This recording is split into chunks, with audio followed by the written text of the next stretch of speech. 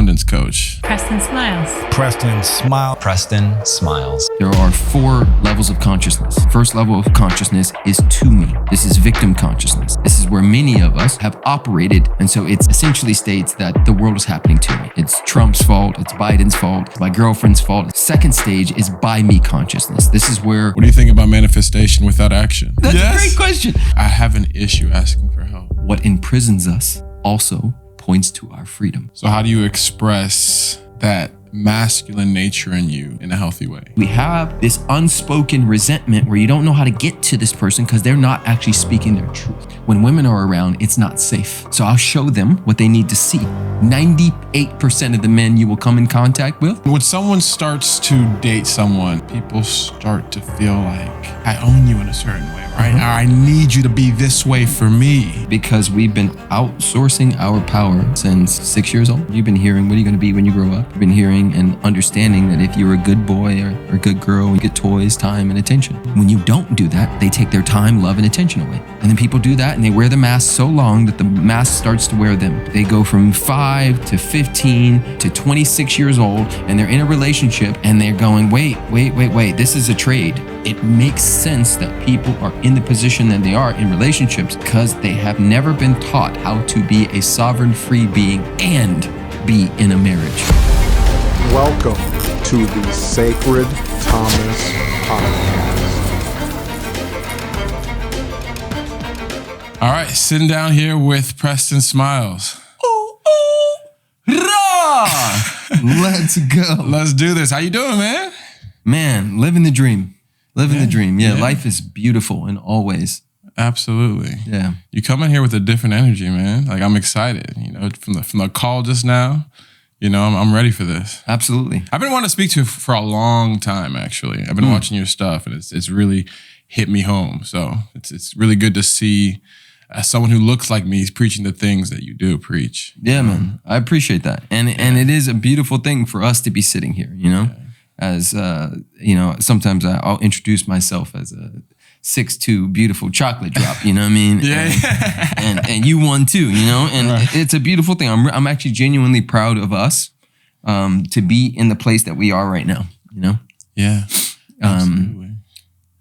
Appreciating life on purpose, with a purpose, leaning in, being positive role models for all humans. Yeah. But especially those who have melanin, Yeah, absolutely. That's a big deal. Absolutely. Absolutely. And we need more of that. Real talk. So off camera, we were talking a little bit about your name, Preston Smiles, and I asked you about your last name because Smiles that's a dope name. Yeah. Why do you go by that? I was 21. I'm 44 now. I was 21 years old in a cafe in Louisiana, Baton Rouge, Louisiana. And I was reading the first book I had ever read myself on purpose because I'm dyslexic, right? So as a dyslexic person, reading a book is like hell, right?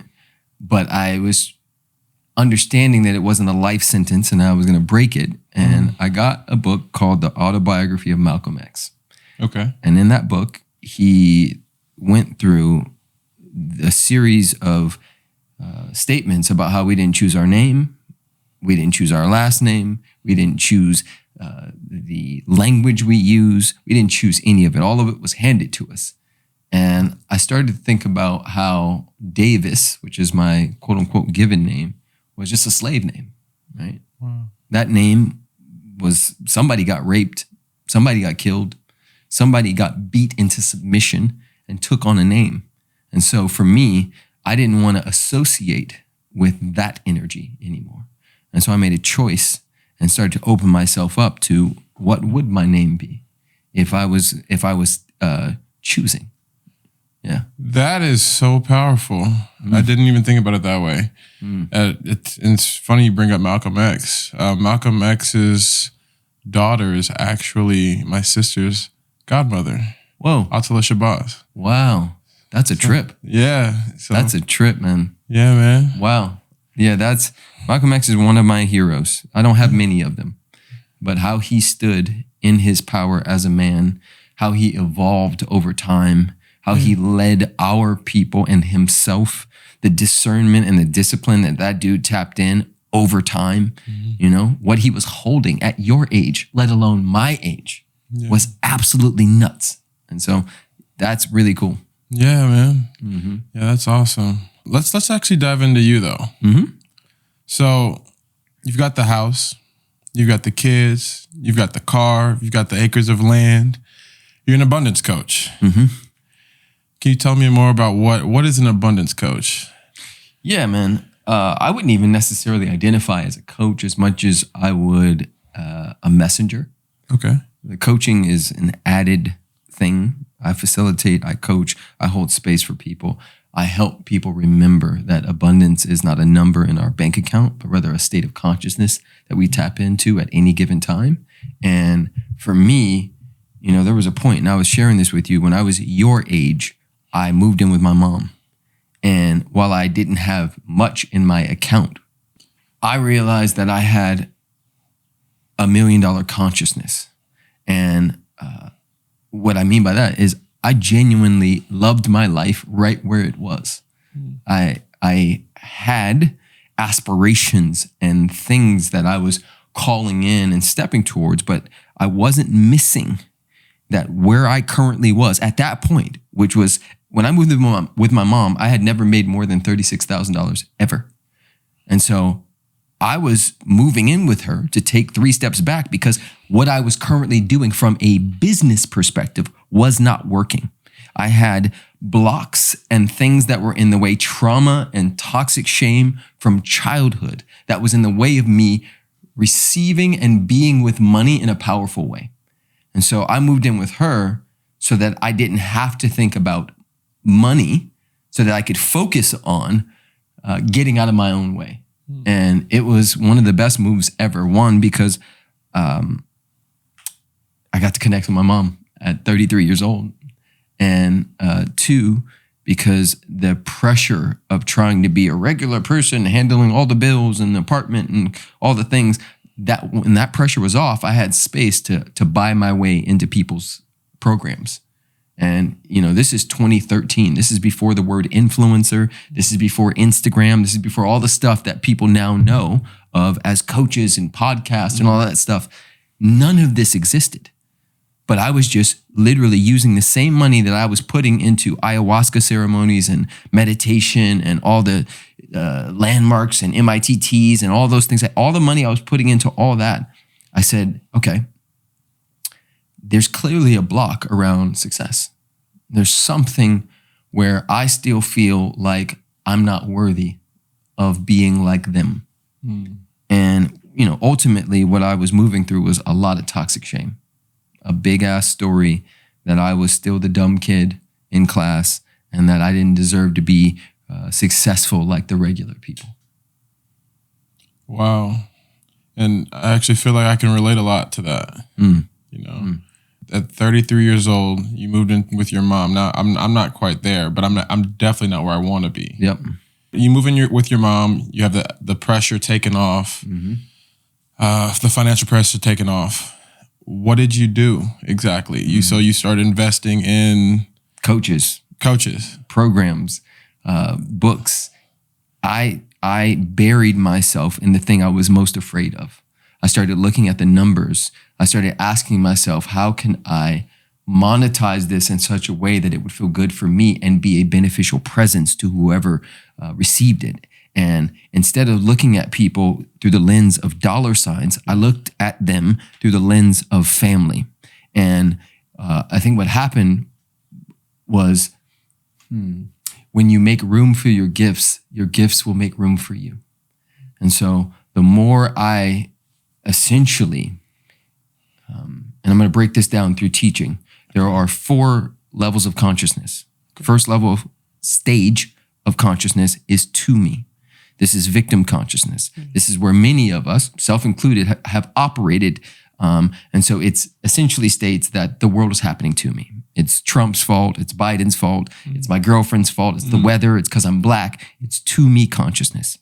Second stage is by me consciousness. This is where we become creators and we will things into existence and we say, I'm going to make it happen, right? And this is a beautiful stage. But the third stage, this is the one that I tapped into unconsciously. I didn't know it then. I know it now. The third stage is through me consciousness. And this is essentially where you say, Spirit, God, Buddha, Krishna, Jesus, Allah, source, use me. Let me be a beacon, a vessel, a light for your love. I am willing to give my gifts in service to humanity. Let me be a blessing to people everywhere I go, no matter where I am.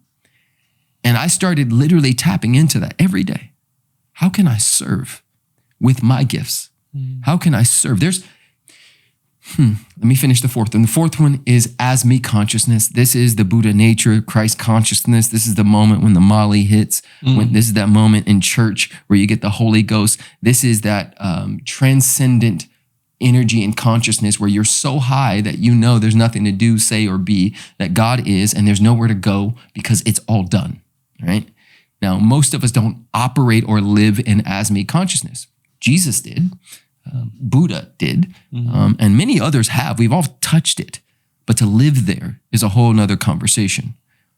All that to say, I was tapping into the third stage of consciousness, and that opened up a whole world for me that I could not have cognitively made happen myself. So people ask me all the time, yo, did you dream this? No, I fucking didn't. I literally stumbled into it by way of me saying yes to what was handwritten on my soul, right? A lot of times people, you chase your dreams. I don't chase dreams. I chase alignment. And when I'm in alignment, dreams chase me. That's the game, right? You don't have to figure it out. You don't have to make it happen. You have to make it welcome. And that to me is our biggest work, right? Like you're into videos and cameras and all of that stuff. Bro, that's it. That's what's handwritten on your soul. I'm not into it like that. Most of the people watching aren't into it like that. That's your ticket, right? So it's making room for our gifts. The rest of it will be taken care of with intention and attention. And that's the other piece, bro. I made a decision that success and wealth was possible for me. It didn't mean I had the whole thing figured out. I just made a decision that it was possible. Step number one. Decide whether it's possible. So you decide that it's possible. How do you do that? Do you say it? Do you just say it out loud? Do you think it? Like, what if you say it and you don't believe it? Correct. How do you get to that point? So you speak what you seek until you see what you said. You just speak it continuously because the belief, right? What we know of ourselves, right? Preston Eugene Davis, little Preston. By the time I was 7, you too, we've been so programmed and conditioned by society that who we think we are is not who we actually are. It's who we became based on the traumas and your mom's mom stuff, your dad's stuff. So for me, it's about removing all of that stuff. And so if I have a belief that I'm not worthy of success because I'm a skinny black kid born in Compton who was placed in special education, that's their shit, right? My work is to remove and to cut the second cord, right? They cut the cord when you're young, but there's more cords to cut. We don't understand that we are invisibly attached to some bullshit, right? We talk about attachment theory, right? I'm secure attached. Can you be securely attached to light and love? Can you cut the stuff that no longer serves you and trim your tree so that your flower, your plant grows in the healthiest way, right? That's our work. Yep. Have you always spoken like this? Yes, that's a great question. Yeah, I am always intense. You have an art form to the way that you speak. I received that. Yeah. What do you hear? Tell me what comes up for you? I feel like just bursting through a wall and trying to live through my purpose. Yes. You know, I feel energized, you know? That's awesome. We're like, 20 minutes in, less than that. Yeah, that's dope, man. I appreciate that. You know what it is? It would be like if you and I start talking about these cameras, right? Yeah. There's something so awesome about what happens when you see somebody nerd out on the thing they actually give a fuck about, right? So if we were talking about some dumb shit, I wouldn't be like this, right? Yeah. But because this is the thing that I genuinely like and love and live from, right? Today, I was literally on my property, just looking at a fig tree, just in awe. Like, yo, look at God doing God things right here, right? I don't just talk about this stuff. One of the reasons why I'm writing this book, Spiritual Millionaire, is because I'm living it and I know what it feels like. I know the distinction and I know what it feels like to not really love yourself. We can all say on Instagram that we do. We can all dress ourselves up and make it look like we do, but when nobody's watching, right? In the depths of your own soul, when you're alone, I know the feeling. I know what it feels like to hate oneself. I know what it feels like to operate in deep, nasty, ugly shame. And I know what it feels like to be madly in love with who you are and in awe of actual life, right? Even when it's not aligning inside of what we think the personality should, right? So like, it doesn't mean stupid stuff doesn't happen in my life. It's just how I receive stupid stuff is very different than most people. It's not even actually stupid to me. Because to me, we don't know enough to know whether this is bad or wrong or terrible. People come to me all the time for coaching and they're like, I'm going through a divorce. I'm going through a breakup. This is the worst thing that, or, and I'm like, but how do you know? Have you ever been through a breakup or a divorce or anything ever that you labeled bad? Right? Most people, they break up with James and they're like, I'll never live again. And then they're with fucking Jimmy and the same thing happens. And then Craig and then Tommy. And I'm like, hey, do you not see the pattern? God will never forsake you. It's done and it is done for life. You can't miss. I know that. Now it's just dancing. Right? The song will change, the partners will change, the music will change, but I'm still gonna dance because I know I can't miss. That is an energy, bro. That's a different way to operate. Winning, always, right? Yeah. When you know you can't miss, you know you're winning. And then the clenching and the stress and the like, oh, gotta figure out the X, Y, and Z. Yeah, figure it out. But figure it out from where? Lack, limitation, and scarcity? Or abundance, true abundance. Like, oh, yeah, the sun. Holy shit, I have an iPhone to look at inside of this terrible thing that's happening. Oh my God, I can literally go eat and drink clean water and the organs in my body are functioning and my heart is still beating. 20-something years later, that motherfucker's still going. What? Winning, bro. There is no way I'm not winning if I actually look with the eye behind the eye, right? As above, so below, as within, so without. Yeah. And my dad used to say, wherever you go, there you are. That shit right there. Your dad was a wise man. Yeah.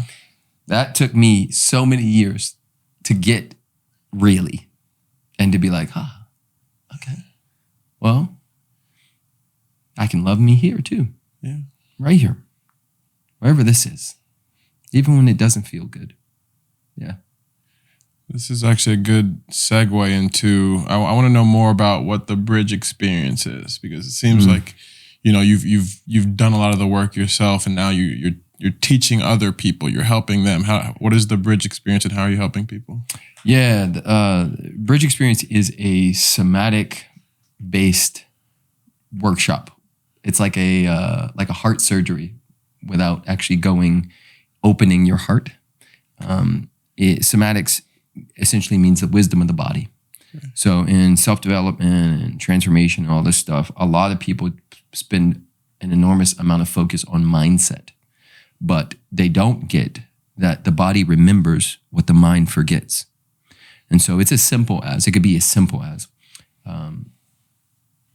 a little kid in the backseat singing, right? What the kid doesn't know is that their mom just had a really stressful day. Somebody cuts them off in traffic and the mom turns around and says, "Shut up. Little kids are better seen than heard," right? Just a moment like that. Whether the child remembers that, there is a body memory that occurs. And we have these sophisticated bodies that also have, in our brain, we have something called an amygdala. And when the amygdala fires off like a bell, like at a fire station, all of the firefighters, also known as a chemical cocktail that is to save us and support us, floods into our body, pushes us into fight, flight, freeze, or appease. And when we go into that state, which is an altered state, to save ourselves, right? I work with people, and many people come to the bridge for a lot of reasons, but one of them, a lot of people have been sexually abused as children. Me too. And what happens is at whatever level that is, and I'll give you an example because this has happened like at least 25 times in my rooms, where a woman will share through a process that we have that she was 16 and drinking too much, and next thing you know, she woke up and the whole football team was having sex with her. Right? Stuff like that. Now, that next day or that hour, she may get up and clean herself up and go home and try to forget about it. But what she doesn't understand is that her body now has a memory, right? And the body's like a living library that stores everything we've ever been through. And so now her body has all of this energy that needs to discharge. It needs to complete itself, right? We are in and out beings. We drink this water. At some point, it has to come out.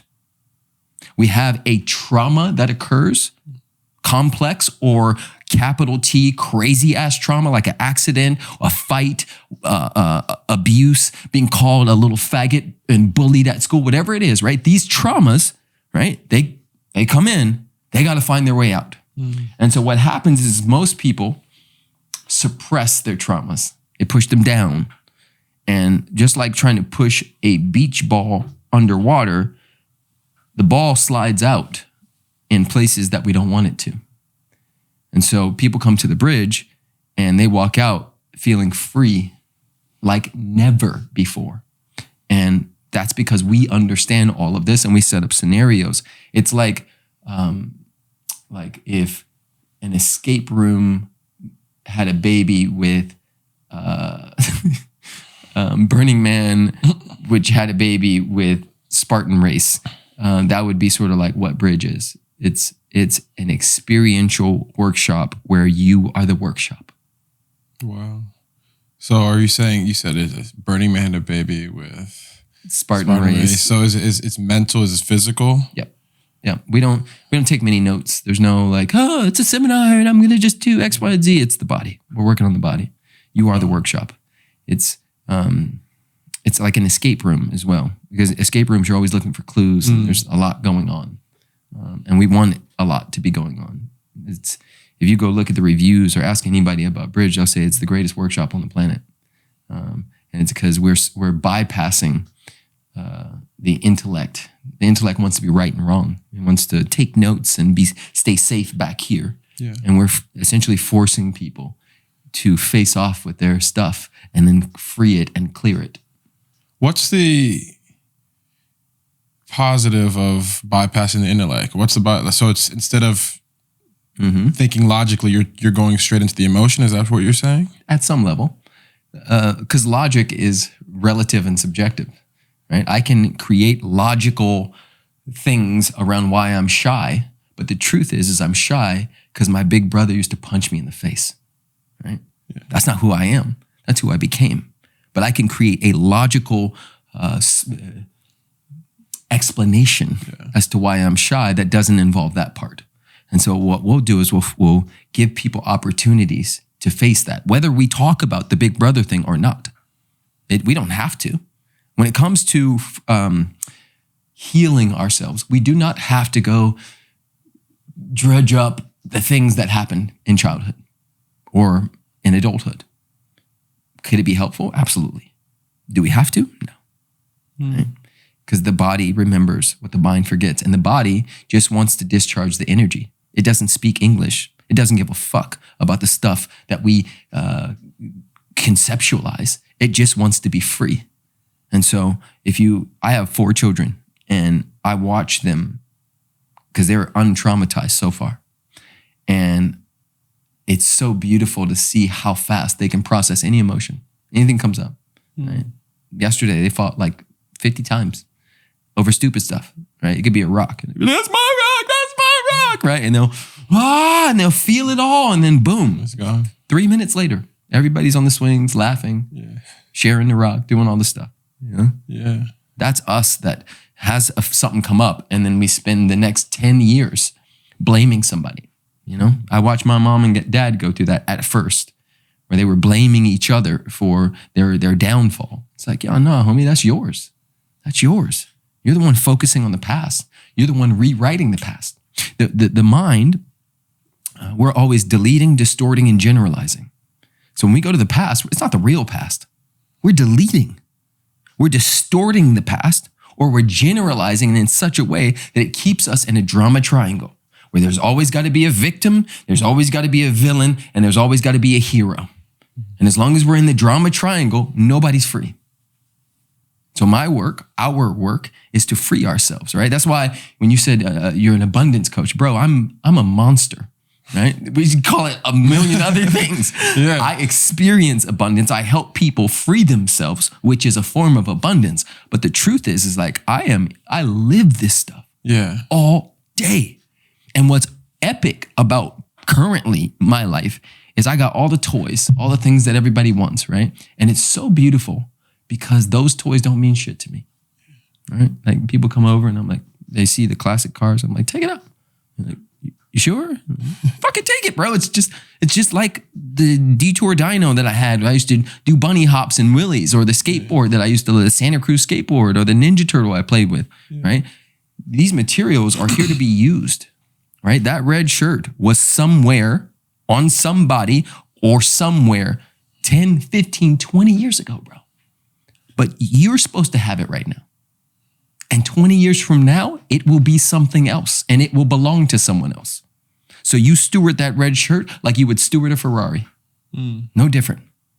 And if there is a difference, that's your work. Your work is to create an of course around the Ferrari, just like you do around the shirt. You said to create a course? And of course. Oh, and of course. Okay. Right? So you have an of course when it comes to these cameras.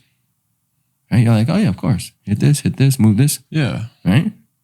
Now it's, can we create an of course around a $50 million house? Because somebody's doing it. I have friends who do it.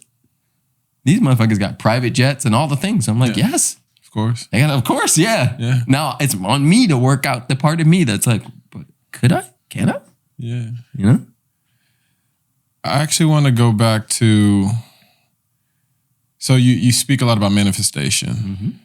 So one of my favorite Drake quotes is, I'm the type to pray for something, then go out and get what I pray for. Yes. What do you think about manifestation without action? Yes.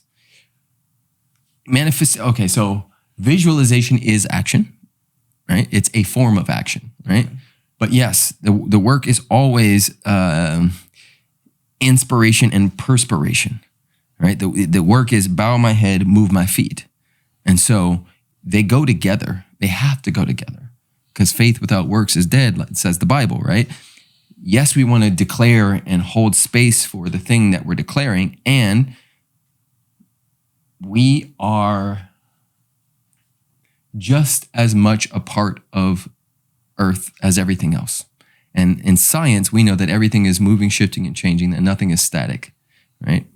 Our limited perception makes us think that a tree is static. It's not. It's always moving, always shifting. I watched an Instagram video the other day. This guy put a microphone on the tree, and instantly you could hear all this sound. It's always doing that. Everything's moving. This is moving. All of it. Yeah. Right? And so our work is to go, okay, so if everything else is moving, I better be too, right? Even if the movement doesn't make sense yet, right? There's going to come a point where you and I will sit here again, and I'll be 54, 53, and you'll be 40 something, right? 44, 43. And we go, oh my God, we're sitting here at your studios with, 50 bedrooms and X, Y, and Z. And we go, yeah, of course, right? It's always moving. You don't understand what's being set up for you right now. You don't understand why Tia said yes to that interview. You don't understand there's a divine orchestration. And so manifestation is interesting because it semi-tricks us into believing that we're doing it, right? You're not doing shit, bro. I am being led, right? I am being obedient to the music that's on my heart. I think it was Nietzsche that said, those who were seen dancing were called crazy by those who couldn't hear the music, right? There's a music that you hear that's different than the music that I hear. And, I say often that the fruit doesn't belong to the tree, it belongs to the ecosystem. And so as long as I'm giving my fruit, right, the tree will be taken care of. We see it in nature right now. When a tree gets sick, all the other trees send nutrients to that tree. Have you ever seen like a tree that's cut down, but there's a stump and then there's like new growth coming out of the stump? That's because all the other trees sent nutrients. They understand the power of the forest being the forest. And so to me, that's what's occurring with all of us. We bow our head, we move our feet, meaning we receive the sacred call and we say yes to it. And then we do what's within the realm of our possibility at that point. But the call itself, right? Going back to, let's call it that car out there, right? That G-Wagon belonged to someone else. But I called it in years before it belonged to me. So whoever made it in Austria or Germany, right? And then somebody else, whoever ordered it, somebody bought it, it made its way to Colorado, Oklahoma, then me, right? I bought a 2019 G-Wagon for $200,000, right? That whole process, we all called the same material in, right? I didn't know how it was going to make it here, but I didn't have to know. I just have to know the knower. And the knower never stops speaking. And it speaks through my heart when I'm actually listening. When you say you have to know the knower, you're speaking of the universe, God, all that. Whatever name we want to put on that thing, to me, it is a gigantic yes button. Are you religious? I am not. I used to be extremely religious. Yeah? Mm-hmm. What changed?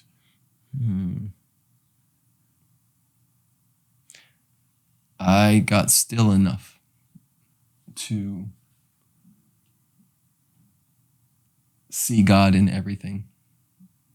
And then in seeing God in everything, God started looking back at me through everything. And then I would find myself in the bush in Tanzania building clean water wells and these Muslim children chasing me around. I'd find myself in the middle of India or I'll never forget this. I was in Hyderabad, India, in the slums, and they had never seen a black person before.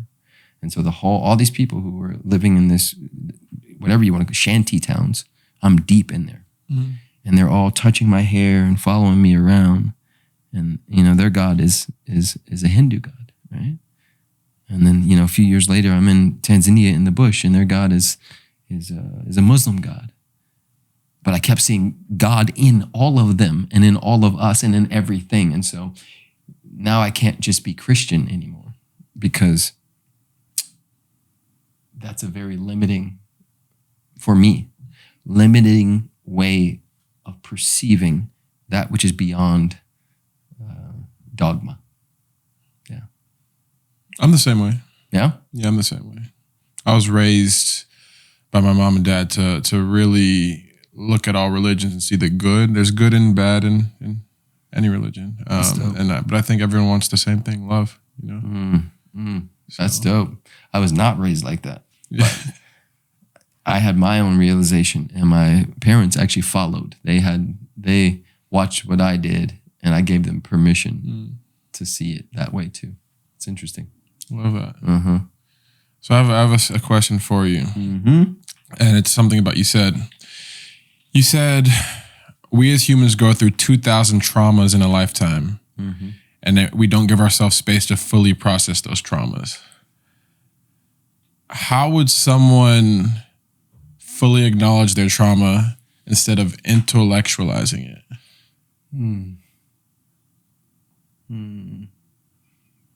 Well, intellectualizing isn't wrong. Let's just start there. It's just one place. It's a starting point, right? But to move through one's trauma would first have to start with an awareness, right? Because awareness precedes choice. So me just starting with, hey, how I grew up. When you look at the textbook definition of complex trauma or blunt trauma, I have some of all of that, right? I have, I grew up in a neighborhood and in a time where gang violence in LA was at an all-time high, right? It's the 90s, NWA, like that whole thing. And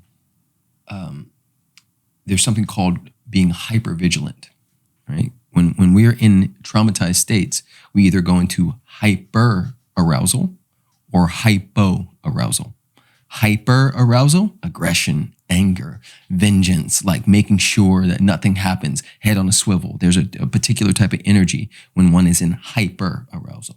Hypo is when we go into depressive states, where somebody's low and sort of folded in and experiences probably low-level states of anxiety and just lifeless, right?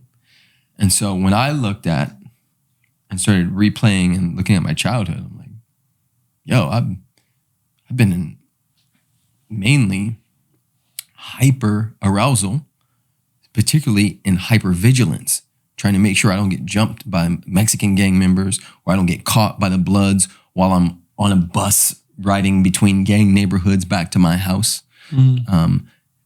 My dad was a functioning drug addict for his whole life, my whole life.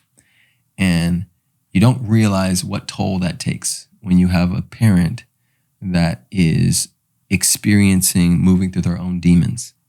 And I'll never forget, and I'm writing about this in my book, there was a point I was 18 years old and my dad had followed me to college. I went to Louisiana. I went to Southern University in Baton Rouge, Louisiana, all black college. And my dad followed me there, which was beautiful and challenging. And I was joining a fraternity called Kappa, right? And in those fraternities, they beat you down. And I was getting an extra beating because I had sex with one of the older guy's girlfriends. And so he was like, oh, I'm gonna tear him up, right? And you're not supposed to fight back. And I remember one night we were in somebody's apartment and they have these canes and they had us bending over and they were just, literally beating the dog shit out of all of us, but me worse than everybody else. And my line brothers at the time were like, yo, you can't go home. You may die. You may bleed out kind of deal. Where can we take you? And I said, you could take me to my dad's hotel. He was staying in a motel. Well, that motel was a crack motel. And it was, I'll never forget going in there. Even the hallways, everything was just dark and ugly and there's prostitutes everywhere. And I walked in and my dad looked like a vampire. And he ran a bath for me, took care of me to the degree he could. His arms, he had needle marks everywhere. Wow. And he just looked sunken, right? And it was this bittersweet moment where I was glad he could take care of me in that moment. But I also, as a child, and I could cry right now just thinking about it, I'm 18, right? You know? And I just want to make it. I just want to make a bunch of money and figure out how to save him. That was, and I had been like that since I was 13. So from 13 to let's call it 29, I had been in such a stressful state that I gave myself 2 different things. One that could kill me, which was a heart condition, and one, my skin broke out in hives anywhere the sun touched it, and I had blisters and pus all over my face and everywhere the sun touched. And this was my body's reaction. Remember, the body remembers what the mind forgets. My body was saying, hey, we can't do it. You keep stressing like this, you're going to die. And that was me holding. My mom was stressed out trying to figure out her stuff and holding everything she could. And my dad is basically just taking and leeching, but also really loving. And I'm in the middle trying to hold it all. Yeah. Right? And so, yeah, man. That was a tough time. Wow. And a huge gift.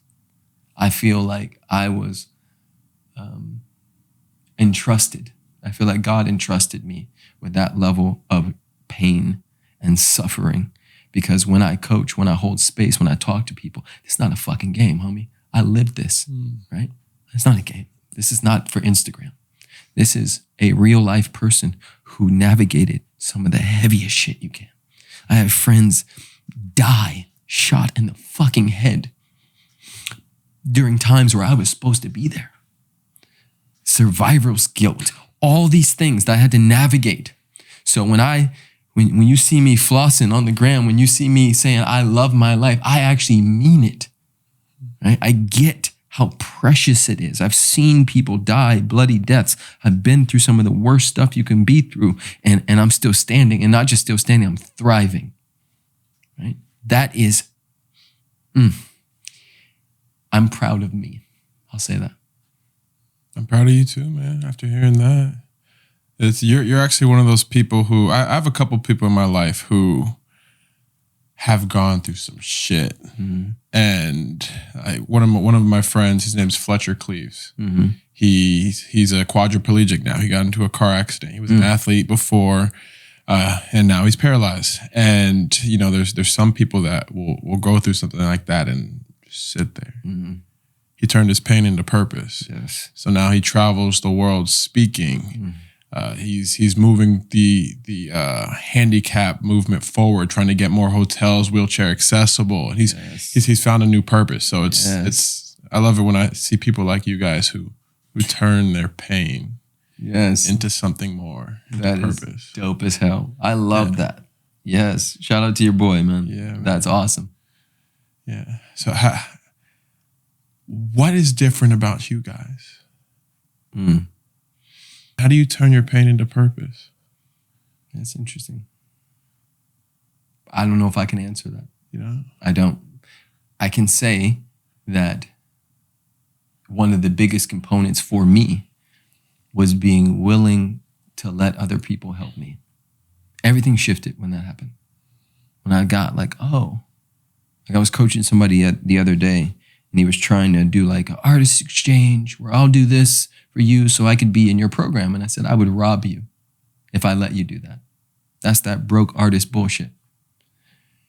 My rich friends, when they want to put up a hospital or a sky-rise apartment, you know what they do? They ask for help. They let other people, they let angel investors give them money. And then they build the thing. And then when the thing gets to profit, they take the money off the top with a little interest and they give it back to the investors. You know what my broke friends do? Try to do it all by themselves. And he was like, boom. Like, yep. I feel like I'm looking straight in a mirror. I have an issue asking for help. Yeah. That. Right? Yeah. That's so what imprisons us also points to our freedom. Let it land, let it land, let it land. I'll say it again. What imprisons us also points to our freedom. So the very thing that you have an issue with is the very thing that will open up an entire world for you. That. So I can't answer the full question, but I do know that when I got what you are getting right now, and it literally started to land in my body, oh my God, bro. This is the thing I've been most afraid of, asking other people for help. What? And then I started looking at it different. I'm like, oh my God. It's not even their money. It's not their money. The money has to move. God writes the checks, not them. Then I take it a step further and I went, oh my God, not everybody is as dope as me in the way that I'm dope. So they want to contribute to something that they don't have themselves. I would be robbing them if I didn't let them be a part of this thing we're building. Boom. Off to the races. Yeah, bro.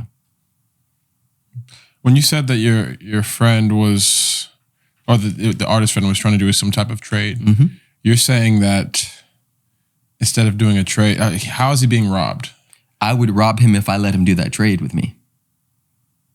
Because he's not actually investing? He's not standing in his abundance. Got it. Right? He's only taking doing the same old bullshit, right? Yeah. Like, I'll do your camera work for X, Y, and Z. No, homie. Get the money. Get the money. Yeah. Right? That's the same old punk ass shit that you learned from childhood. That's a whole consciousness that we have around artists. Artists are dope. I'm not gonna look at you low like that. Figure out the money. You got it. Right? You figure out everything else. You figured out that shirt. You figured out those pants. You figured out that camera that you want to trade stuff with. Go figure it out. Ask for help. It was a dagger. He was like, He's like, yes. Right? Did he get the help? Yeah. There you go. Yeah. What do you think? What do you think holds most people back from their purpose? Thinking that that they're not in it right now. There's this idea that my purpose is this static thing. Like, when I, start DJing, then I'll be in my purpose. When I open up that company, that flower company, then I'll be in my purpose. But I give this example, right? If we dropped, let's say, a cookie on the ground right here, and there was some ants over there, and the ants started to sense that there was food. To the ant, the cookie is in the future. But to you and I, the cookie is in the present. We can see the ant and we can see the cookie. So the ant doesn't find its purpose when it gets to the cookie. The ant would only believe that the cookie was in the future because it can't see it. But when you take the perspective of God, then you know, it's right here. You just can't see it yet. So then, now, for us, when I'm teaching and I'm coaching and I'm helping people, I have a program called the Abundance Reset. Right? And so all of this stuff that we're talking about, I teach inside of that program. And I'm writing a book called Spiritual Millionaire where I'm putting this stuff in there. The point is that if something is up for you, meaning you sense the cookie, you sense this thing that's calling you forward, the moment it's up for you, it is here now. Not in the future. It is here now. Maybe it's not in front of you. Maybe it's not in your bank account yet, but it has started the process of making its way to you. The divine orchestration is occurring. I sat in the woods by myself for 4 days with 2 gallons of water. And I watched nature. I watched myself. I listened to the coyotes at sunset howl. It would send chills through my body. I woke up to the sounds of the birds at dawn. Oh my God, one of the prettiest things on the planet. I watched worms, a worm be eaten by a colony of ants and the process that took. I watched how the forest moved. I watched this spider named Leroy that every time I walked towards him, he would go back in the thing and be like, you don't see me, you don't see me. And then I'd walk by and he'd come back out and be like, hey. I watched nature do its thing and I went, oh yeah, this is us. This is us. One big, beautiful dance. How am I going to dance? How am I going to dance when I get out of these woods? Am I going to trust that it's all done? That worm that they ate, they didn't wake up that morning and know exactly, we're going to eat Craig at 2 p.m., right? They just knew. They just knew, right? They knew. Why do you think it is that it seems that everything in nature is going to grow to its biggest and baddest ability? Tree's going to grow as tall as it can. Yeah. Bobcat's going to grow as strong as it can. Yeah. But it seems like humans, we hold ourselves back. Yep. Why do you think that is? You know, it's a gift and the gift. It's not the gift and the curse, but it's the gift and the gift of reflective consciousness. Because we're some of the only beings that can reflect on what was. Right? The elephants in the present, for the most part, they remember.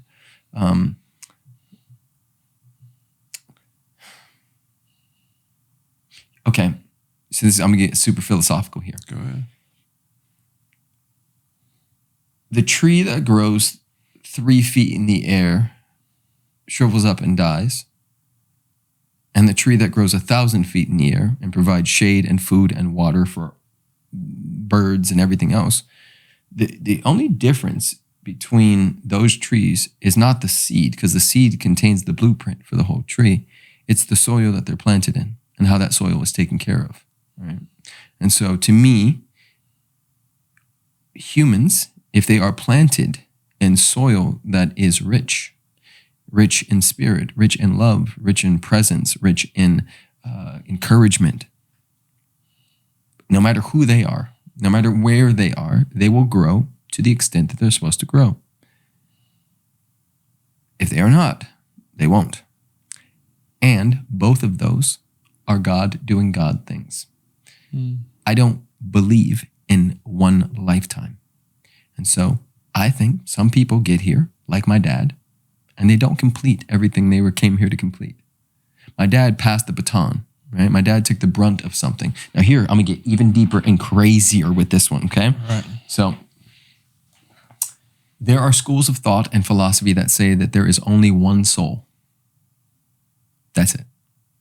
Everything is God expressing itself, everything.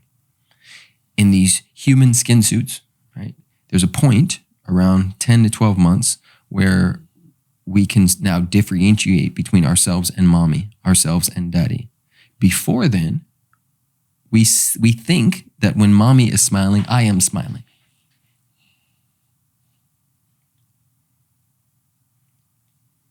And then we have a moment where we perceive ourselves to be separate, to be different. From where I sit, I'll take my grandfather. Okay, so I'll take my great-grandfather, my grandfather, my dad, and me, right?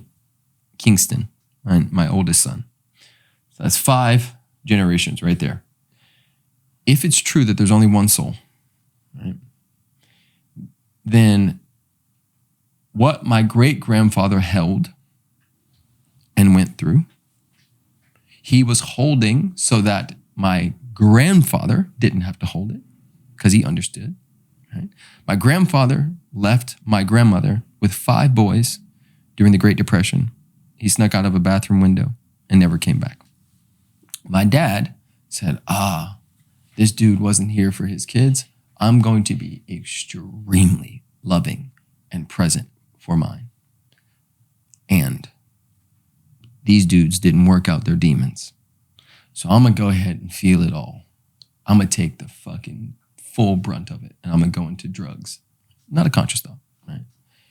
So now my dad passes that baton to me. This is still all one soul, if you may. Because my dad took the brunt of it, I didn't have to. Now, the baton I'm passing to my child, right? To me, you and I are 10 years apart. My kid is probably going to be like you and me and 10 more things because I'm holding some of the stuff that he won't have to, right? So to me, all of us are descendants of one soul, reflecting and revealing in only the way that we can. And just like when a bird eats a worm and then takes a shit on the ground, that poop gets transmuted into the ground. The new worms eat it. It becomes nutrients for the tree. The tree grows up, produces the apples, the oranges. The humans come by, pick up the apples, the oranges. It goes into our bodies. We poop it out. It goes somewhere. Little microbes eat that stuff. Flies eat that, take it somewhere, and it just goes on and on and on. So who's to say that my great-great-grandfather isn't living through me in this moment? It begs the question, why? Mm-hmm. Why? Why is it this way, Yes, weird. Yeah. You heard of Alan Watts? Mm-hmm. I think one of the things he talks about is, try to remember what life was before you were born. Mm-hmm. You can't. Mm-hmm. So when you think about what's life like after death, it couldn't be an endless pit of nothingness that doesn't exist.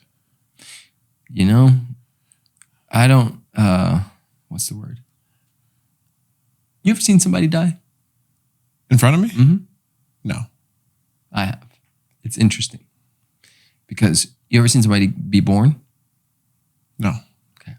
Well, my mom actually had me watch back as a kid my birth. So, Whoa. So yes, I've seen myself your be mom born. and dad are different. Whoever your mom and dad are, shout out to your mom and dad. They are awesome.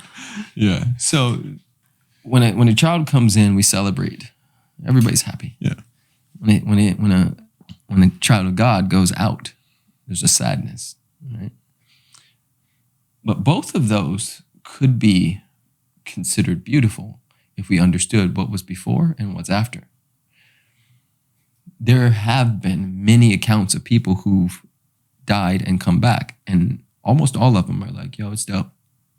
Like, winning. So while we're here, I don't spend too much time trying to figure out the afterlife, but I do know that in definition, life cannot have an opposite. It just can't. Life can't have an opposite because life, by its very nature, must continue to be life. And so if someone leaves, I've seen somebody, many people, leave their body right there with me, holding them. And I went, holy shit. The person that was just in there, trying to get breath, blood coming out of their brains and mouth, that person ain't in there anymore. So where the fuck did they go? I'm sitting here with you on the ground, but they're not in there. So where? It still weighs the same. Okay, so you were 135 when I was holding you. What are you now? 135. Okay, well, where are you in there? You're not in there. So that tells me, truly, we are spirit beings inhabiting, renting these particular suits, these cars. And when the engine goes out, the spirit goes, let's go. Let's rock and roll. We can go anywhere now. Yeah, just different viewpoints of the same oneness. Yes. Yeah. Right? You return back to oneness, potentially. Potentially, yeah. Right? Now you can just be isness, dancing. Yeah. I love that thought process. It's very interesting. It's trippy, right? Yeah, very trippy. My mind's just racing. I do want to move on to a different subject, though. Let's go. I had this debate with my sister. Actually, I spoke with her on my last podcast. Yes. She's a country singer, actually. And but somehow we got into relationships. Do you think love at first sight is possible? Absolutely. I definitely do. Why? Because love has no bounds. Now, if you said, do you think love and relationship and staying together forever is possible? I'd say no. But if you said, can you look at another being and have a soul recognition moment where you go, oh my God, yes, yes, without words, yes, my heart, your heart, we're feeling the same thing. Yes, we are. I love you. Yes, for sure. I've seen it. I've seen it when my children are born. They have no context. And I'm just like, ah! What the is that? So you said the love part. Yes. Possible. Yes. Keeping the love? Keeping the love part. Whole different conversation. Yeah. Yeah.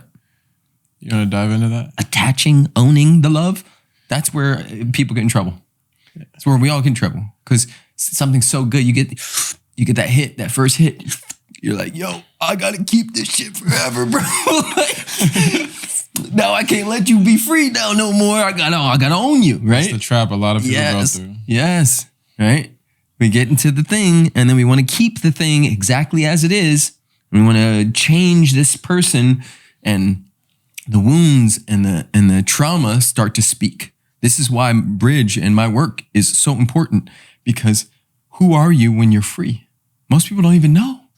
They haven't been free 90% of their lives. So they don't even know who they are. People come out of our workshops and they're like, I feel like I could fly right now. Like I'm literally levitating. We've had people come in there who haven't had their periods, can't have children, and literally while we're there, they start bleeding. Real talk. We've had people come in who literally were like, yo, we've tried everything, IVF, X, Y, and Z. They come do this shit. 3 months later, we're pregnant. We're like, of course, because the body's free. All that toxic stress and toxic load that you've been carrying has been discharged, and now you're free to actually be who the fuck you are. So when it comes to love, love is eternal, ever-present, and beautiful. Relationships attached to that is a whole nother beast, and one of the issues that we have in the world is we try to hold on and keep things because we have a obsession with longevity based on Disney movies. Why do you think we try to hold on and hold on to attachment or hold on to people like that? Because when someone starts to date someone, like, it happens all the time. It's just people start to feel like, I own you in a certain way, right? I need you to be this way for me. Yes. Otherwise, I won't be happy unless you're this way. Correct. Because we've been outsourcing our power since probably 6 years old, most of us. You grew up in the Western world. You've been hearing, what are you going to be when you grow up? You've been hearing and understanding that if you're a good boy or a good girl and you listen to mommy and daddy, you get toys, time, and attention. If you don't, if you get bad grades and you don't listen to the teacher and you don't listen to the church and you don't listen to the construct from which mommy and daddy believe I'm a good little Christian boy, when you don't do that, they take their time, love, and attention away.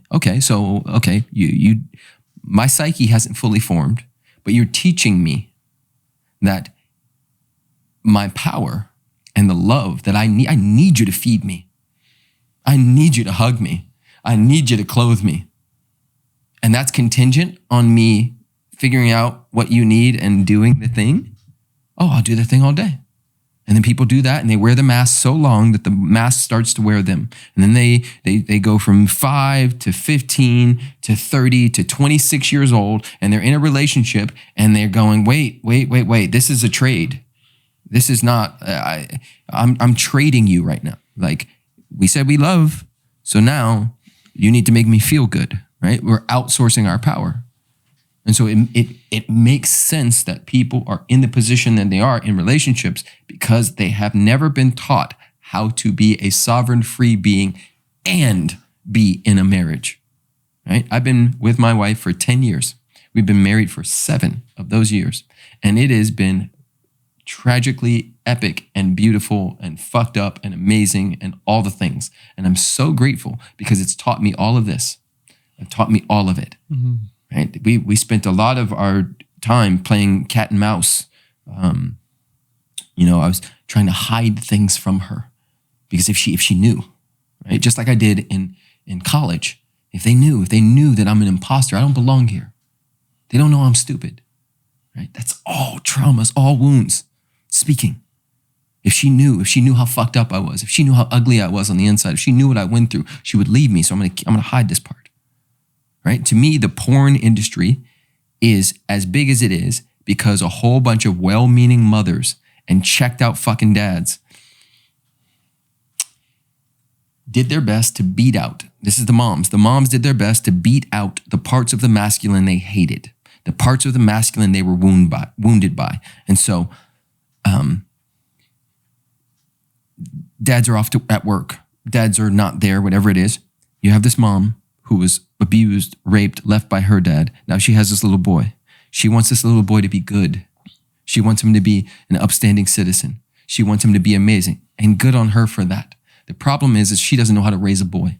So she thinks she's beating out his wildness, his dirtiness, his killer. But the killer is always there. What happens is now this little boy figures out, oh, when women are around, I'm on duty. When women are around, it's not safe. So I'll show them what they need to see for now. But when they leave, I'm going to porn. When they leave, I'm going to prostitutes. When they leave, I'm going to violence. When they leave, I'm going to something because I got to express that part of me. That part. That was me. I just spoke to me, by the way. Me by way of all. 98% of the men you will come in contact with who grew up in a Western world will have that same story. I feel that 100%. Bro. Single mom. Bro. I feel that 100%. It's a whole thing. And it's not their fault. Yeah. Because they didn't know any better. How you gonna raise a little boy and you ain't never been a little boy? Yeah. Right? They How you gonna try their best? So I'm my third book is gonna be called Mama's Boy, and it's gonna be about this subject. Because moms don't understand what it takes to raise a little boy, like a healthy little boy. And so my mom was a super Virgo, like she came from nothing, from the mud, and built herself up. And so her thing was, I won't have a little boy that's like where I come from. So I hid all of it. Everything she didn't want to see, I just hid. So how do you express that masculine nature in you in a healthy way? You create practices, right? I do primal screams. I beat pillows. I go tracking in the woods. I hang out with my friends. I hit the weights. I move the testosterone. I allow myself to have an outlet for it to go, because a body of water without an inlet or an outlet, Florida, is a swamp. Swamps are places where dis-ease happens. So we open up, we create an inlet and an outlet, and now we got flow. Most men aren't flowing. What they do is they go to porn. Oh, I'll just jack my way off to this. Right? Sex trafficking and all of that stuff, to me, is a direct correlation to men not having healthy spaces to express. Real talk. Yeah. I agree 100%. And just the way society is going, how stagnant we are in general, it compounds those effects. Real talk. But I think people are figuring it out. That's why podcasts and things like what you and I do are getting more and more play. People are more and more understanding that they need help, and that they can't do it by themselves. And, a part of why I go so hard is because I know people are watching. Yeah. And it would be messed up of me to climb the mountain and not turn around and go, yo, come on. We're all the same. Yeah. Yeah, well, I love that. I love what you're doing. Let's go back. I actually, you were talking about relationships. This is actually a Will Smith quote. I was watching a video and he was talking to his wife Jada, and they came to the understanding that Jada was like, I realize you cannot make your partner happy in a relationship. So it kind of goes back into what you were saying. Yes. Jada's happiness was her responsibility. Yeah. Will's happiness is his responsibility.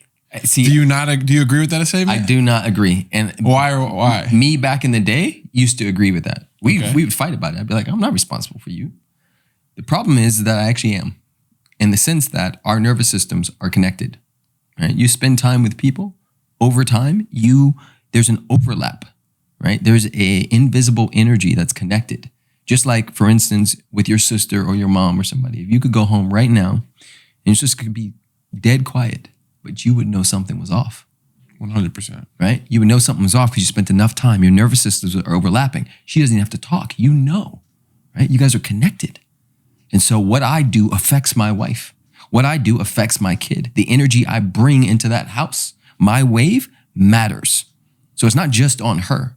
The decisions and the things I'm making on a day-to-day basis affect my wife.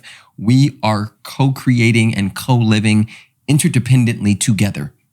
And so if we're both planted in the same soil, which we are, and I keep shitting on my side of the soil, it's going to affect hers, right? So the work is, it doesn't mean that she's not responsible for her stuff and I'm not responsible for mine, but I don't believe in the whole, and I used to do this. You could find it in my book, in my old book, Love Louder. You could find it on old podcasts and interviews. I used to say, you're 100% responsible. I'm 100% responsible. I no longer believe that.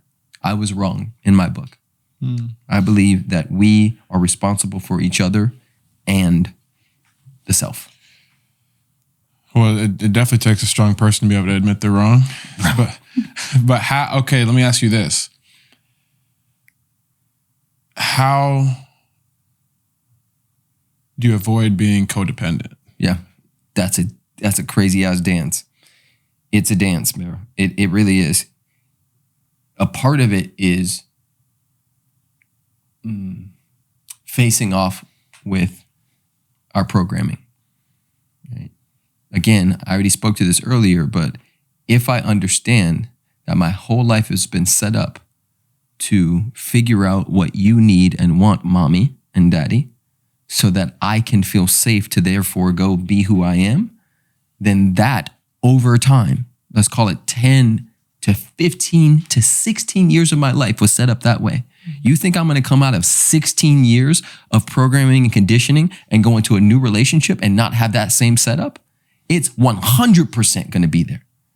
So the first step is to go, oh my God, look what I'm coming out of. Can you help me, new partner? Can you help me untangle and unweave and cut the cords of codependence while simultaneously understanding that we're connected? Right? I'm going to get vulgar here for a moment, but if you are in a relationship with somebody and you go fuck somebody else and come back and give them a disease, you're responsible for that, right? Not that that's ever going to happen, but the point is like, I can poison the well of my partner by my dumbass choices, right? So a lot of things need to happen. One,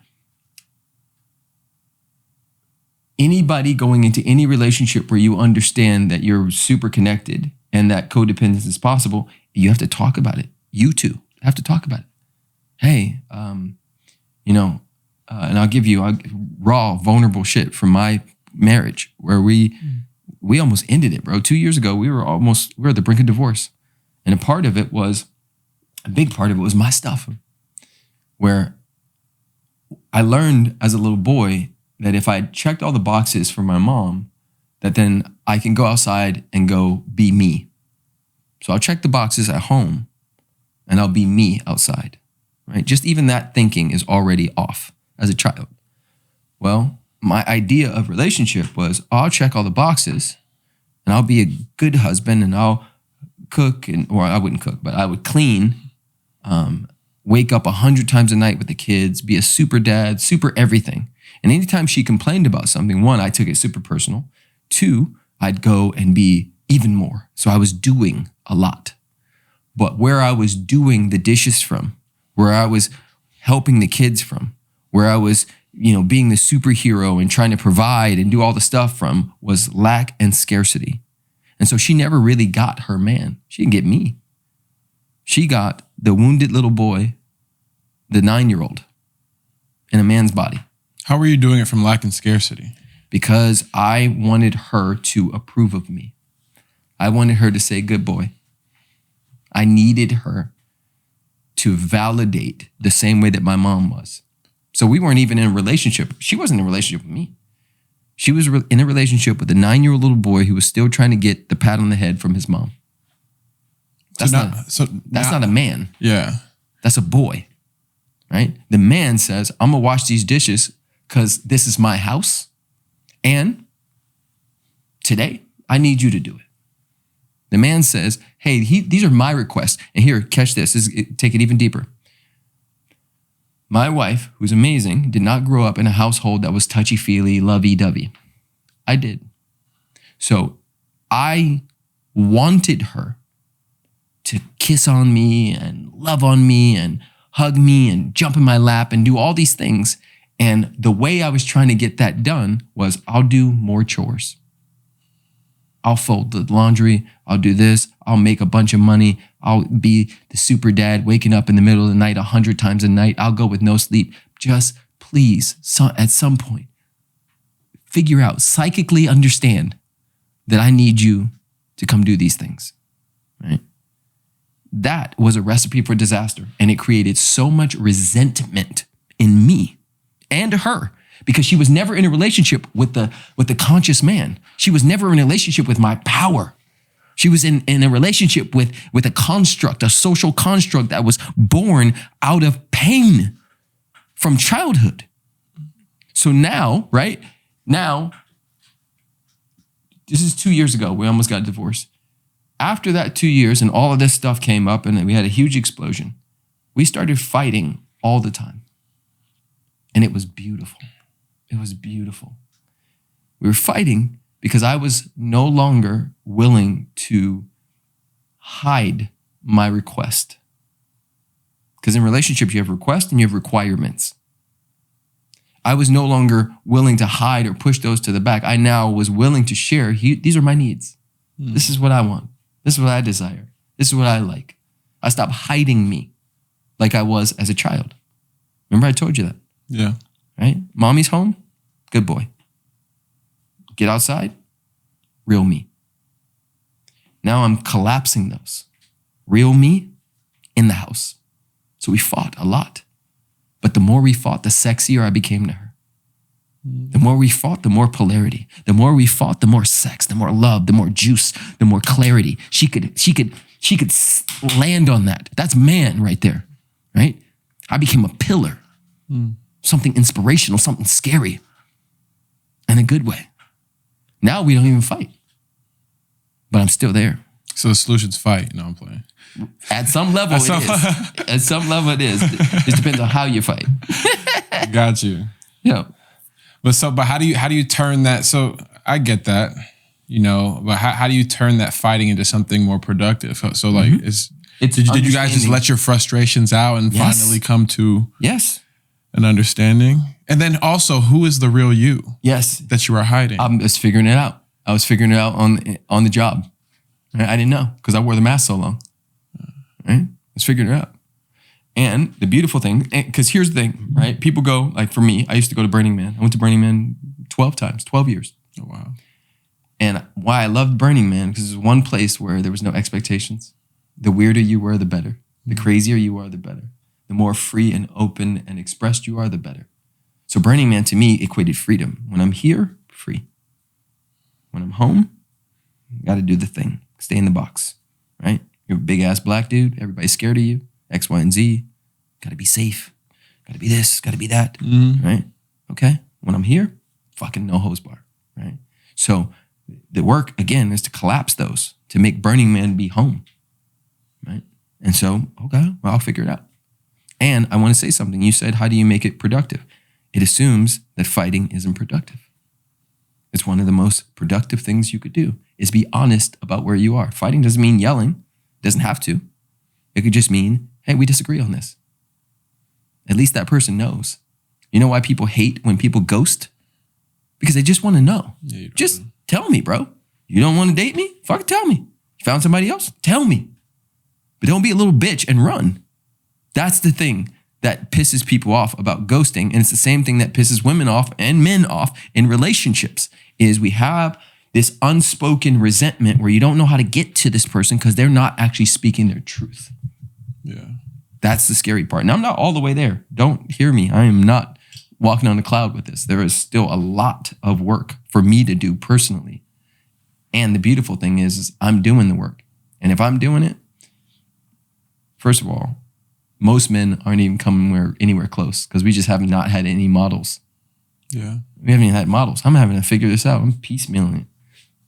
Working with people, taking books, workshops, going to tantra workshops and crazy white people stuff. That's awesome. Yeah. Right? And it's like, yo, this is dope. Right? Now I'm figuring out, like, I'm building me. Yeah. Yeah. I love that. It's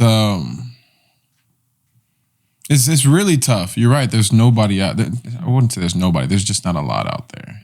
So it can almost feel like a pretty lonely place as a man trying to figure out how to balance your animalistic needs and real talk and communicate with your woman and everything. Real talk.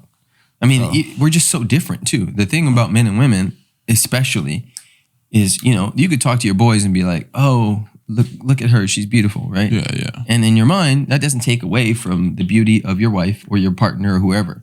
But a woman sitting in the same room, if you said that, in her mind, that takes away 100%. from her. It's a threat, right? That's biological too, right? This hunter-gatherer. The gatherer has diffuse focus. She has to pay attention to all the berries and all the things that are occurring, while the hunter is just sitting in the bush looking at the buffalo. When's the moment where I pull this arrow back, right? So for a gatherer that has diffuse focus, if my hunter who brings the meat home and feeds me and my child sees another gatherer, then the meat may not come to me and my child. Therefore, I go into scarcity and try to claim and own, right? So some of it is biological. I heard this concept in a book. Mm-hmm. I just forget the author. Allison Armstrong. There you go. Mm-hmm. Yeah, diffuse focus, hunters gatherers. That book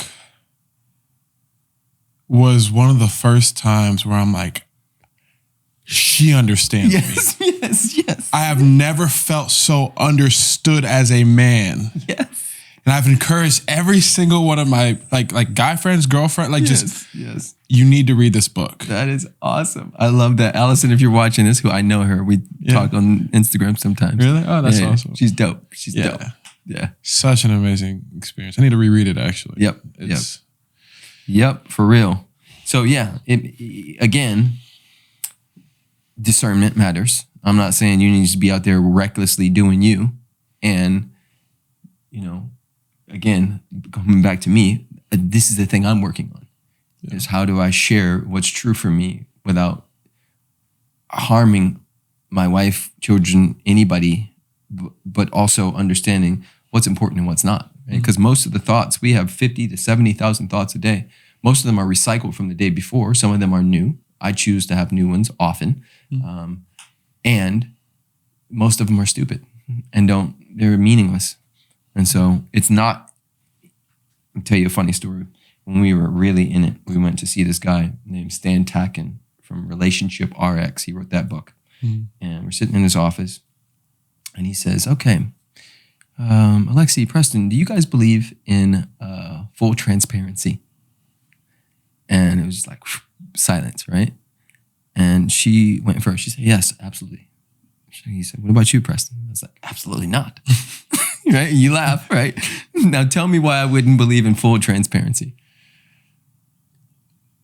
Because there are some things that, if said, it could probably do more harm than good. Correct. And it means nothing. It's just race consciousness, race thought, right? Yeah.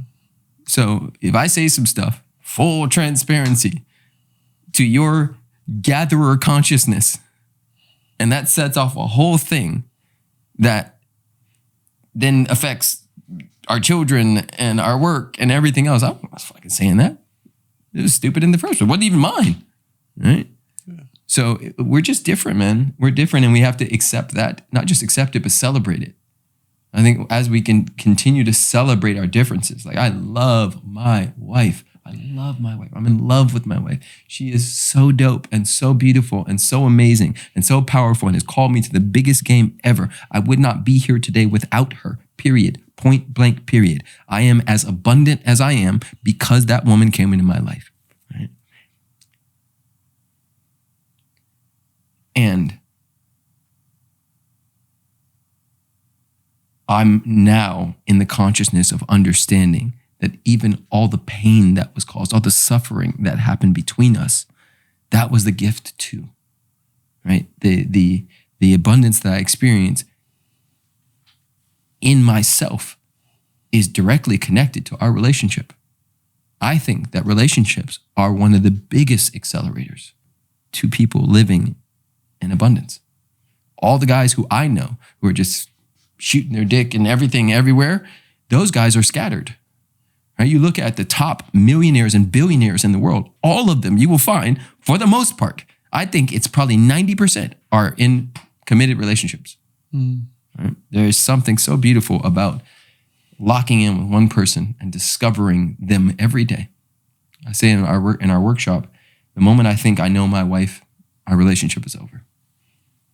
Right? So I have to rediscover her over and over and over again. I have to let go of my concept and the idea of who she is and find her again today. Because we're always changing. That, right? And I want that same grace for me. Yeah. You said something about, so you said most of the millionaires, billionaires that you know, they have a wife and they're not sticking their dick in everything. Yep. What do you think? So you know about the manosphere and, you know, red pill, blue pill, all that stuff. What do you think about people that would say it's in our human nature as males to spread the seed? Yeah. Bang a bunch of girls. Yep. I'd say that makes sense. And it doesn't mean you have to do it, right? Our nature is changing. Our nature is changing. We're not static. This is why we're sitting in an air-conditioned room, because our nature has changed. We've brought more of our prefrontal cortex and all that stuff online in such a way that we are evolving. And so, yes, I get the part of you, that animalistic part of you that sees something and wants to go hunt it, and there's consequences to everything.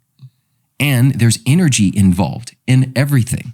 And so, you know, you want to go fuck around. But you will find out at some point. You'll find out on many levels. And a lot of times I have some friends right now, some people I know who are in that 45 to 55 range, and they are feeling it, right? They're just like, yo, I'm the old dude in the club now. Right? And you go and dip your toe in your sexuality and sensuality and go do the thing. At some point, you're going to realize that it becomes very empty. And you just want a drawer and a house and a person you can watch Netflix with and laugh and chase around the house. And then you're going to want, at some point, maybe a little being that has half of your personality and looks like her and looks like you. And all that. That stuff is so rich, bro. That part hasn't changed. It's so rich. It's so beautiful. It's such a game changer. I love being a dad so much. I would choose fatherhood every single lifetime. Everyone. And the only reason I wouldn't choose marriage in every lifetime is I think there is a path for me on the spiritual side where I just go all in. And one of the most spiritual things you could do is find the face of God in a person after 20, 30 years, just to keep seeing something new and discovering and opening and holding space for that person. And it doesn't mean, again, one last thing, and it doesn't mean that it's not possible that you can have other relationships. There's a lot of people, especially in Austin, who are in polyamorous swinger type relationships where they open the space and do all the things. We don't do that, but I see it. I've been around it, and people make space for what they care about. Yeah. Do you believe in soulmates? I do. I think that you and I are soulmates. Yeah. I just have a different perception of it. I think out of 8 billion people, when you find somebody, I've been in the Serengeti and different parts of Africa and deep in the bush, and I've been on these safaris, and birds of a feather flock together. They always find each other, right? And so out of 8 billion people, if somebody comes in your space, they are a soulmate. Are they a forever soulmate? Or does that equate to relationship? Does that equate to marriage and children? No. Sometimes marriage is not about that. Sometimes you don't marry your soulmate. You marry the person that's there at the right time. And I don't know if you've seen this yet or you've been around it, but what happens a lot is people will be with somebody for 8 years. They break up, 6 months later, new person, pregnant, married. And you're like, yo, it's timing. It's timing. Yeah. Yeah, I've seen that. It happens all the time. Yeah. And people are blown away. I'm like, I've seen this enough. I've been in this world, in the coaching space for 20 years, bro. I've seen it a lot.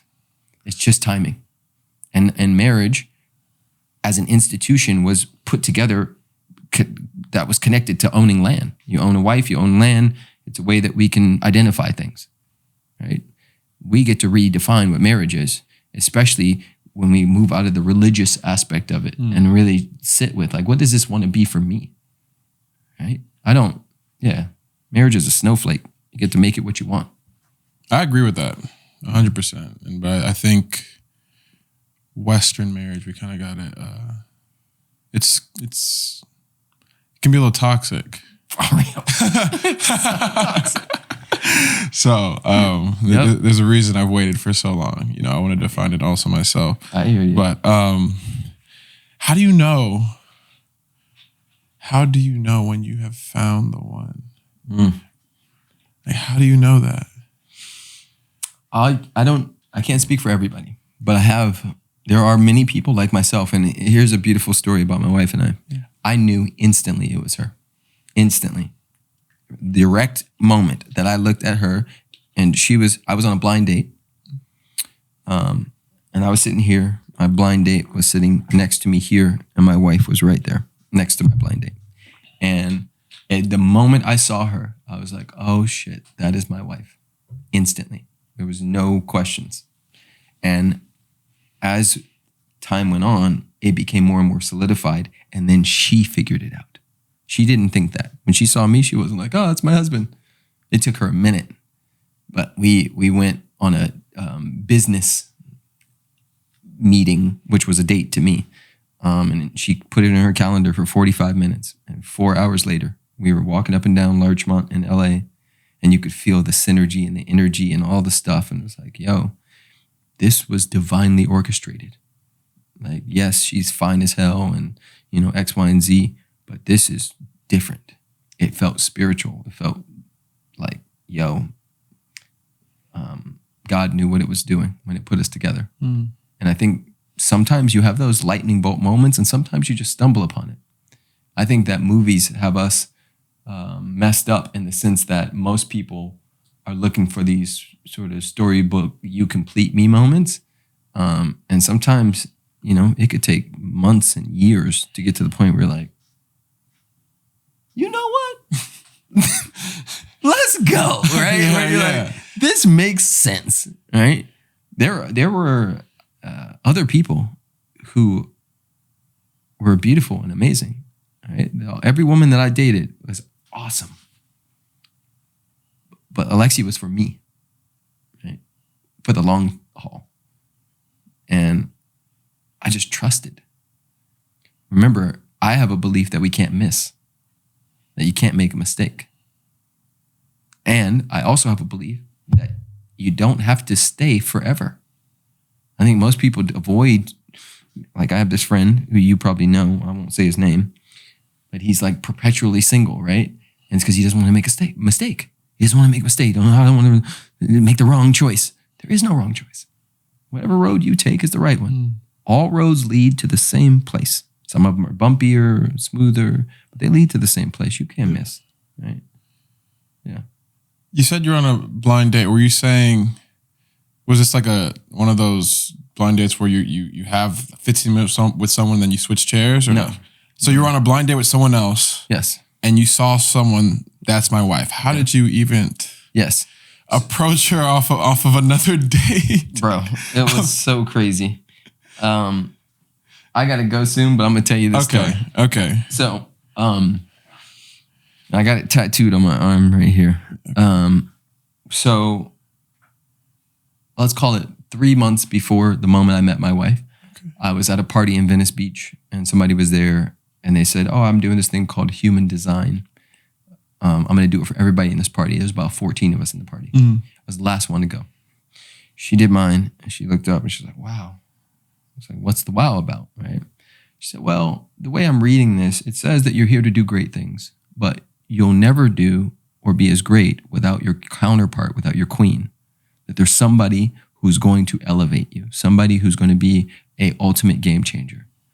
Oh, that's interesting. I wasn't even literally at all thinking about marriage or anything at that point, right?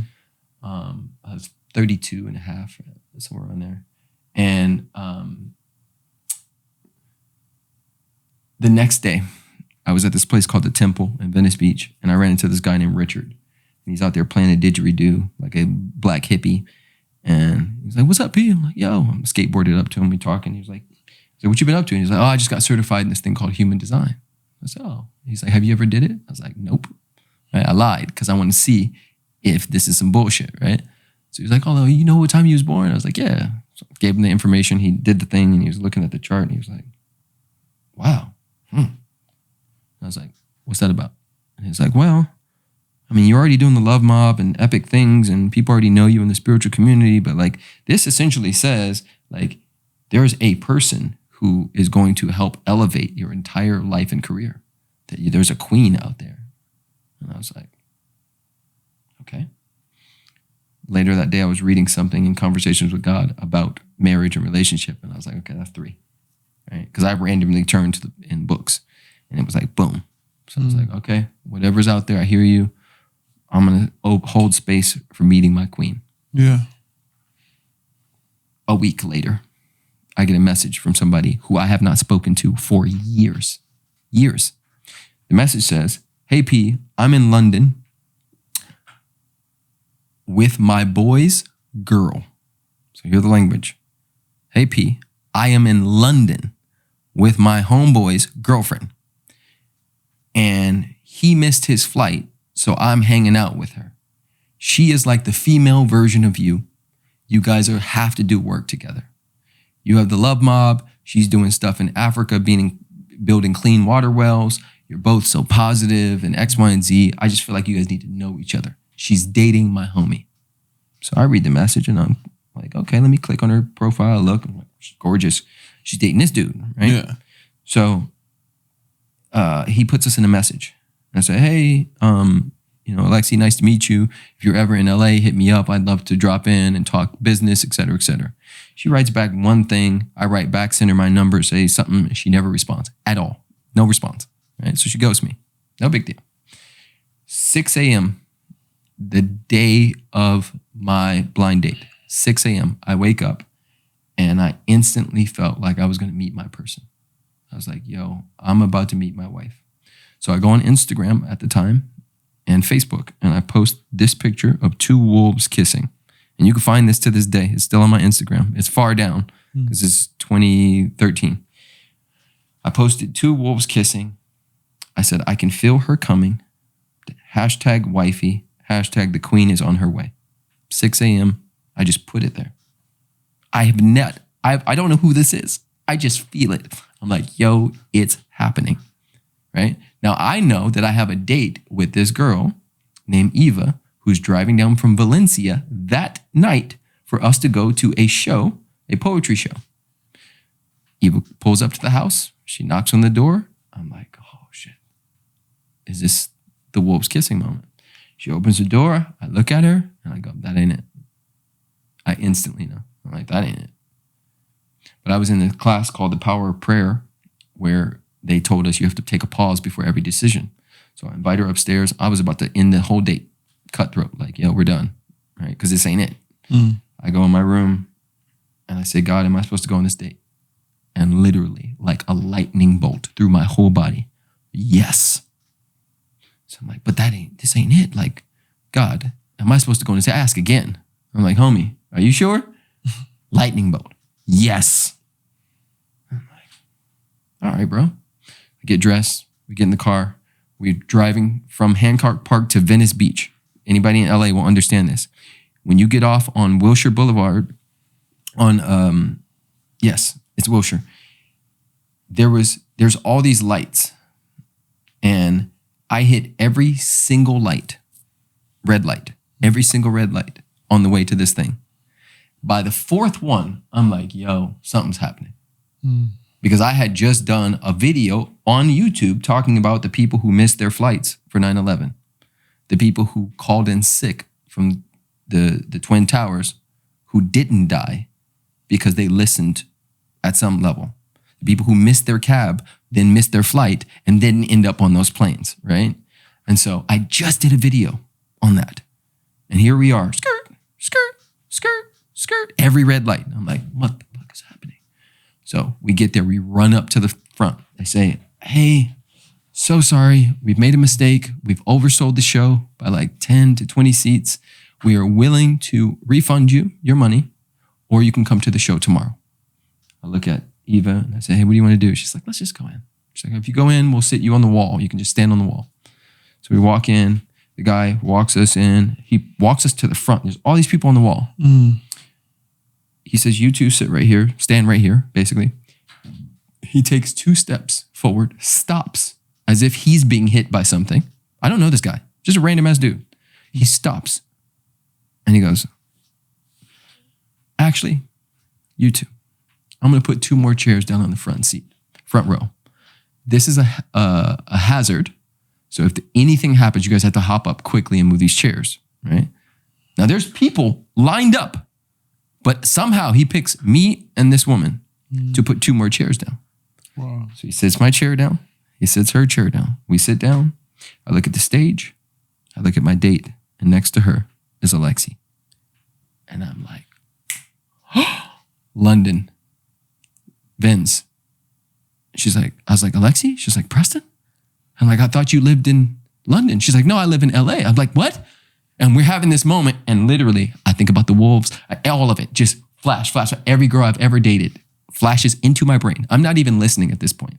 I'm just like, this is who I'm going to marry. This is who I'm going to marry. Oh my fucking God, I'm going to marry this person. Oh my God. Now my date's in the middle. She's going back and forth like this. And I am losing it. Like losing it. Because I'm like, yo, out of everybody I've ever been with in my whole life, this is that moment. I knew it, bro. It's actually crazy. So she sits back and she's like, oh, it's so good to meet you, X, Y, and Z. No sexual chemistry, nothing from her end. On my end, I'm dying on the inside. So we sit back, the show starts. I don't hear a single word he says in the whole show. The whole time I'm just thinking about how I'm going to transition this to marriage, right? I just met her, my first time ever seeing her.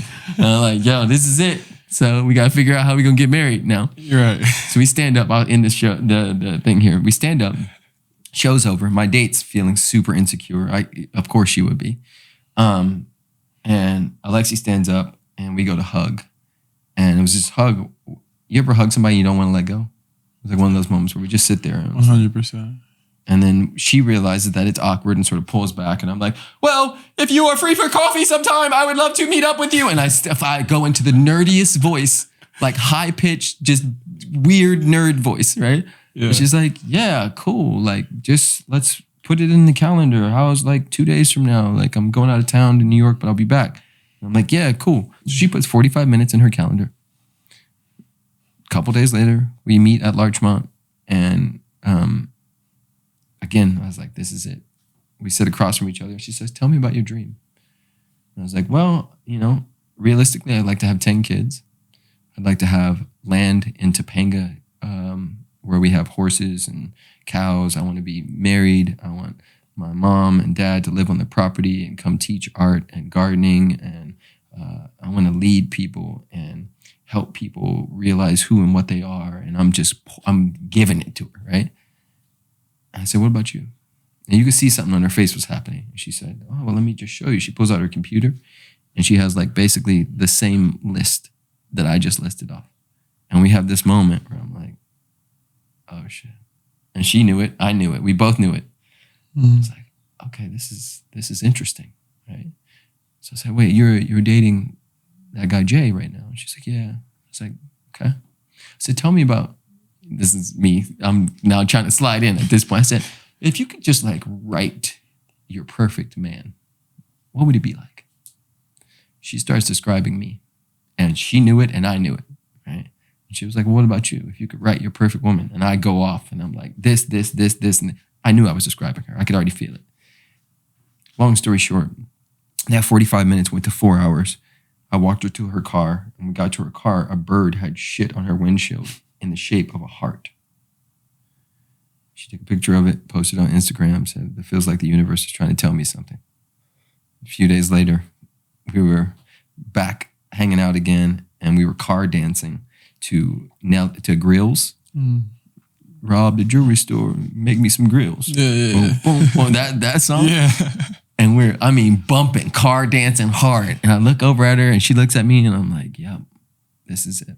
And it just literally was divinely orchestrated, bro. I could go on and on with amazing stories, but that's how we met. Wow.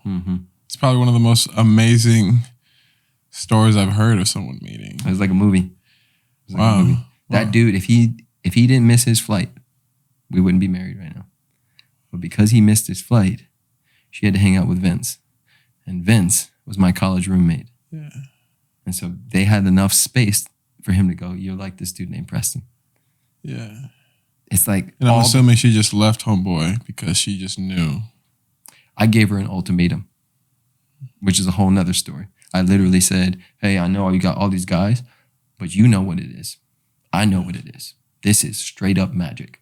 So I'm going to take myself out until you figure it out. Hopefully I'll be here. But if I'm not, deep bow, straight up soulmates. And me taking my name out the hat instantly made her go, oh, I'm getting rid of them. She got rid of everybody instantly. Wow. Yeah. Gangster move. Wow. Yeah, for real. For real. Well, I got so many more questions, but I know you said you got to go. So, I mean, this has been amazing. I feel like you've been just dropping dimes after dimes after dimes. Thanks, bro. Yeah. I do have one question for you, and we're definitely gonna do a part 2. Oh, we have to. We have to. We have to. Yeah.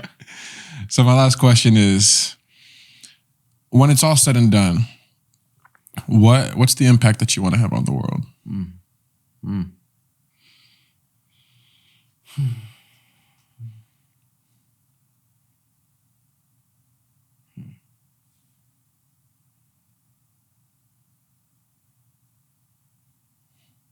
You know, my honest answer is I don't know yet. I'm still figuring that out. I know the impact I want to have on myself and my kids. And that is to create an environment where the true me and the true them can flourish. Everything else is a cherry on top. I want that for myself, I want it for my kids, and I want it for my wife. After that, it's all extra. I'm just going to keep doing me. Love that. It was good, man. I appreciate you. Yes, sir. Thanks for sitting down. Yeah, man. This is the Sacred Thomas Podcast.